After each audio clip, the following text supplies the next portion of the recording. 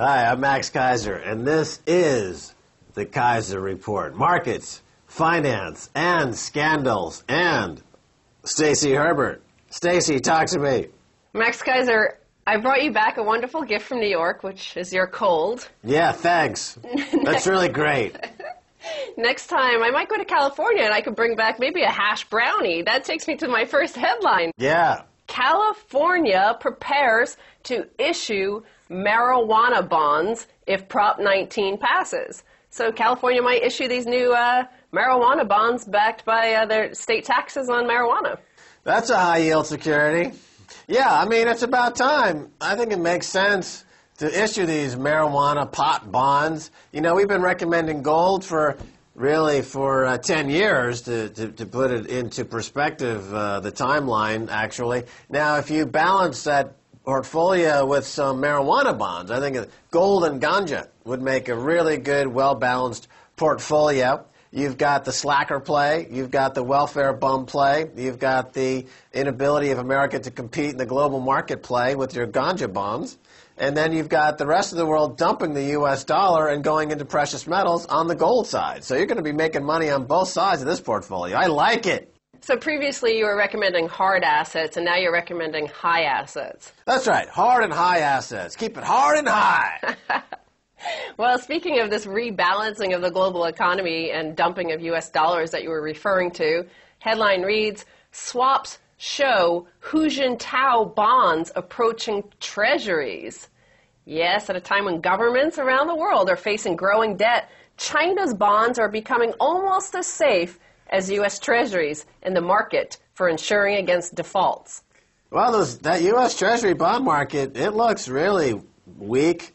The global investment community, governments around the world, they are trying desperately to get out of their U.S. dollar bond positions. They want to escape the nightmare that has been post-World War II Bretton Woods U.S. dollar reserve currency stranglehold. And as Peter Schiff, our friend Peter Schiff, says often, the U.S. is the caboose that's holding the rest of the world economy back. And the world wants to cut themselves loose of the caboose, the U.S. dollar. Even Warren Buffett was in Europe trying to buy into euro and other denominated assets, but nobody wants to sell to him because they realize the dollar is a dying currency. Actually, Jerome Booth, head of research at Ashmore Investment Management in London, in this article on Bloomberg says, Chinese policymakers want to be seen as a stabilizing factor. They want to become a reserve currency, and they will become a reserve currency. So this is the one story that you and I have been talking about since the beginning of this year, is that something to look for 2010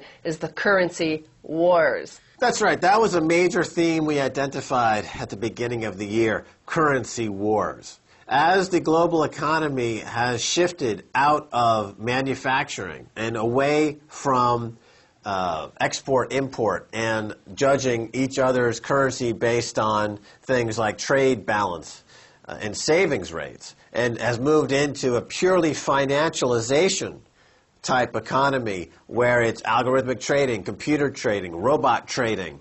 To go with drone, it's a fantastic analogy. In America, they use drone warfare to go and strike people, and many times civilians. America kills civilians in Pakistan every day now as part of their need to blow up bombs to enhance their GDP. Now they have drone computer programs that go in there to try to scout pennies from their own workforce. I mean, America is openly committing. What is it when the country commits suicide?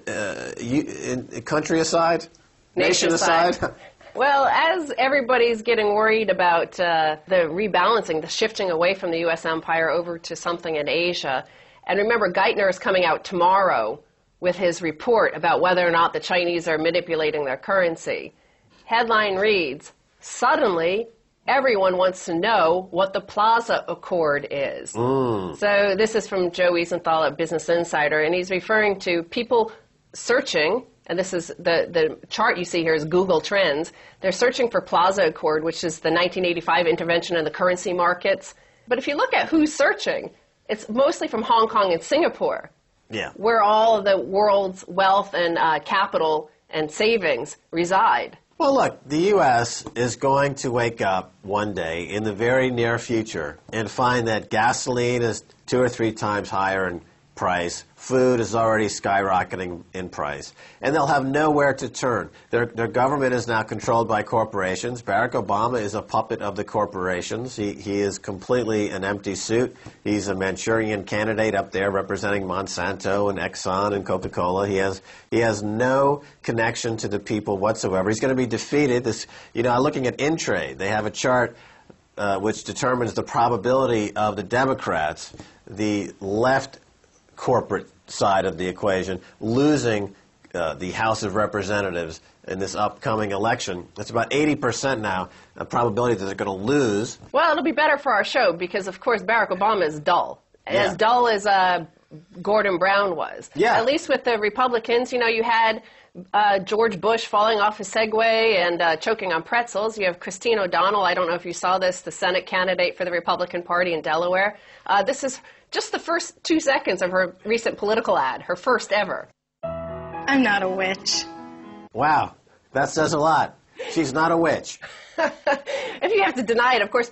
Hopefully, for America, however, they may just need a witch. So it might be good news if she is. Because, look, everybody's relying on magical thinking. And you see that in the headline, Global Finance Chiefs task IMF with calming currency tensions. So all these, American and European countries are seeking help from the IMF. Here's the first thing the IMF comes out with the past weekend.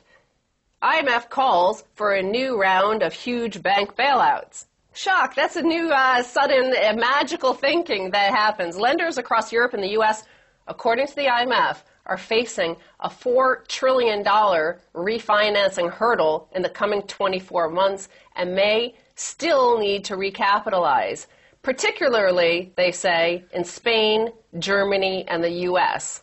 Yeah, well, that's right, because all these national governments are deferring now to the IMF and the World Bank. So you're having the emergence of this is what it boils down to. It's a post-America world. People say, what is this new world order?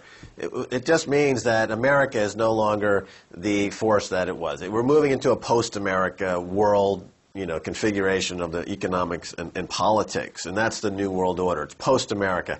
And, America hasn't done anything to distinguish itself in the past 20 or 30 years to keep hold of the reins of power. They've done everything to let go of the reins of power, and the people inside the United States have, especially after 9/11, you saw basically the rich just confiscate all the wealth that they possibly could, knowing that the end was nigh.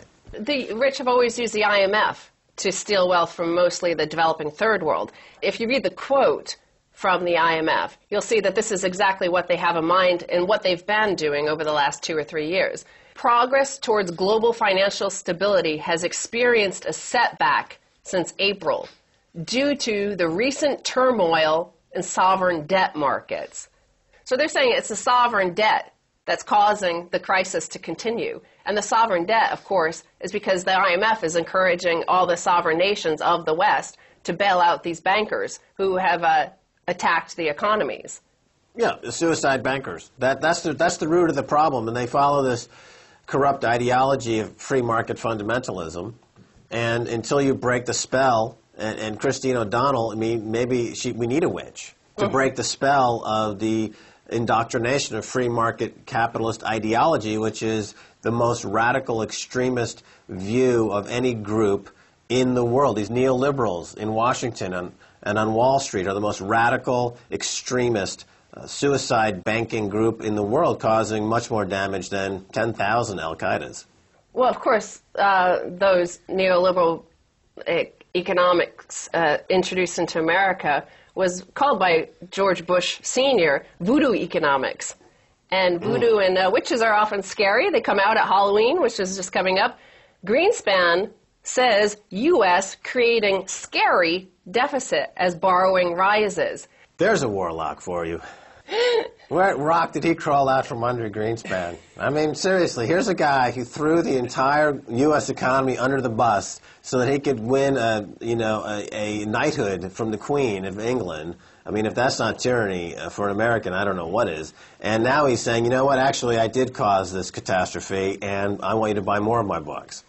Well, his quote is, "We're involved in a dangerous game. We're increasing the debt held by the public at a pace that is closing the gap between our debt and any measures of borrowing capacity." Well, stop borrowing. Just stop it. Like, he acts like it's the public doing it. It's these bankers, his cronies, his friends. Yeah.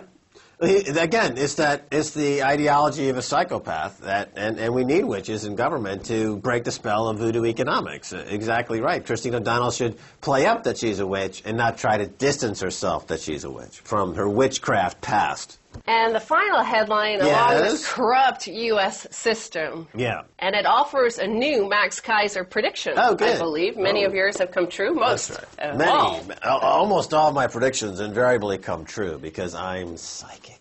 Here it is. White House. No need for national foreclosure moratorium.